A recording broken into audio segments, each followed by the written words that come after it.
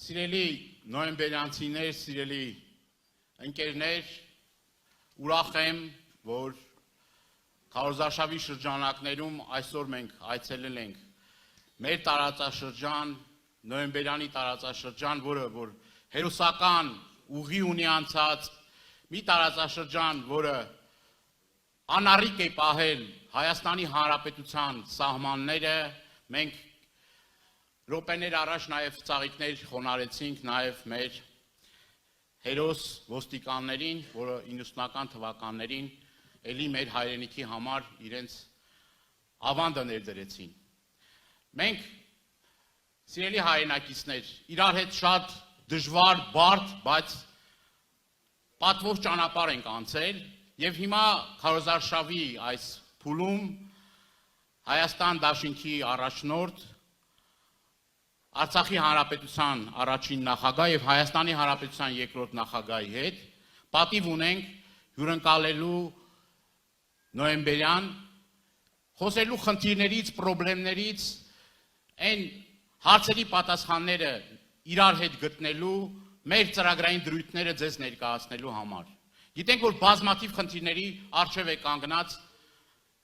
Տավուշի մարզ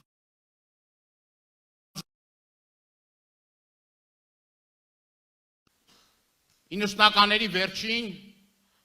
երբ որ քայքայված էր տնտեսությունը, զրոյական վիճակի էր գյուղատնտեսությունը, շատ կարճ ժամանակում, շատ արագ տեմպերով կարողացանք ոտքի կանգնել, զարգանալ, աշխատատեղեր ստեղծվեցին եւ հնարավորություն ստեղծվեց այս տարածաշրջանի համար, հատկապես հաշվի առնելով Բագրատաշենի անցակետը, հնարավորություն ստեղծվեց այս տարածաշրջանի համար շնչելու նոր շունչ, նոր բովանդակություն, նոր կյանք մցվեց մեր բոլորիս առօրյան։ Ես գիտեմ, որ հիմա էլ կան լրջագույն խնդիրներ, բազմաթիվ նամակներ ենք ստանում ձեզնից, դիմումներ ենք ստանում, կապված գյուղմթերքի իրացման հետ։ Բավականին լուրջ խնդիրներ են առաջացել Բագրատաշենի անցակետում, մեր հայրենակիցները դժվարությամբ են, հարակից գյուղերի մեր բնակիչները դժվարությամբ են, ուրեմն Բագրատաշենի անցակետից իրենց առօրյա գիտենք, որ գնում գալիս եք Վրաստան եւ անգամ մի քանի կիլոգրամ, այսպես ասած, ապրանքը դժվարությամբ եք անցկացնում, այնինչ ժամանակին հնարավորություն էր տրվել նաեւ նախագահի անմիջական հրահանգով հնարավորություն էր տվել ամեն մի անհատի 50 կիլոգրամ ուրեմն բեռ անցկացնելու եւ բավականին թեթևացնում էր դա սոցիալական բեռը։ Նաեւ շատ սուր այստեղ խնդիր կա տարածքների հետ կապված, այսպես կոչված սահմանազատման եւ սահմանագծման, ասում են սահմանազատում, սահմանագծում, բայց իրականում հայրենահանձնման այս գործընթացում տարածքներ զիջվեցին Ադրբեջանին։ Մենք նաեւ այստեղ ենք վճռական ասելու, որ մեր իշխանության գալու պարագայում որևէ մի սանտիմետր տարածք չենք զիջելու։ Չենք զիջելու, որովհետև դրանք հայկական են, իսկ այն տարածքները, որ զիջվում են եւ շարունակաբար անոնսում են նոր տարածքների զիջման մասին։ Ազգակործանը հերթական անգամ վերջերս հայտարարեց, որ էլի տարածքներ կան ադրբեջանական, որը որ պետք է հանձնվեն։ Այսինքն մեր սուվերեն տարածքը 200 քառակուսի կիլոմետր օկուպացված է ադրբեջանցիների կողմից, նաեւ այս տարածաշրջանում կան տարածքներ, որոնք Ադրբեջանի վերահսկողության տակ են, բայց այս մարդիկ էլ կանգնում ասում, հլա էլի կա տալու, հլա էլ կա հանձնելու։ Զգայուն հարցեր կան ոսկեպարի, ուրեմն տարածքի հետ կապված, որ հլա վերջնական այդ հարցերի պատասխանները չենք ստացել, բայց գիտենք, որ այդ սև ամպեր են կուտակվում նաև այդ տարածքների հետ կապված։ Եվ միանշանակ է, որ սրանց վերարտադրության դեպքում Աստված մի արածը, նորից էլի նոր տարածքային զիջումներ են անելու։ Սրանում որևէ վարկյան, որևէ մի րոպե կասկած չկա, իրենք իրենց բերանով ասում են, որ այդ տարածքները արդեն ադրբեջանական են։ Որևէ մի խոսք չկա այդ տարածքների, այն տարածքների մասին, որը որ իրենց վերահսկողության տակ է մեզ տալու։ Զգայուն հարց է նաև այս տարածաշրջանում սահմանամերձ գյուղերում ուրեմն դպրոցների փակման հետ կապված խնդիրը։ Այն դպրոցները, որը կառուցվել են Ռոբերտ Քոչարյանի իշխանության տարիներին այդ տարածքի ուրեմն դպրոցները